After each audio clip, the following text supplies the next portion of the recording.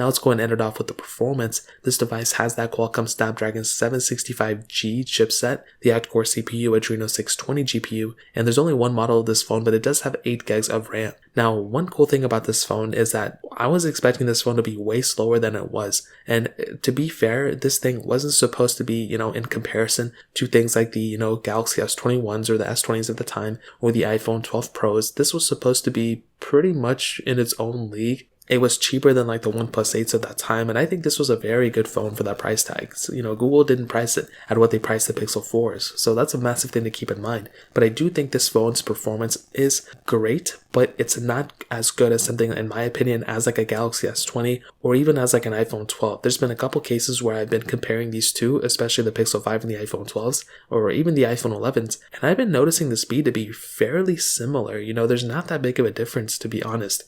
The RAM management also is pretty good on the Pixel 5 as well. So that's one thing that, I've kind of been proven wrong at, in my opinion, is just the fact that this phone is way better of a performing phone than I would think. I think the Galaxy S21 is definitely faster than this thing, but it's still a very good performing phone. You would be surprised how good of a performing phone this thing is. Now, if you're planning to do a crazy amount of things on this phone, it's still going to be able to handle it, but I do think it's going to be slower than probably the Galaxy S21s of this year. Even though this phone wasn't technically like the main competitor to it, it is probably, not as fast as that thing, as I mentioned, and as I've even done a comparison for it before. So I think when it comes down to it, this phone is definitely a very good performing phone for sure, and it's solid in every single way, and there's very few things to complain about in that aspect. So I think the Pixel 5, thumbs up for me in that standpoint. And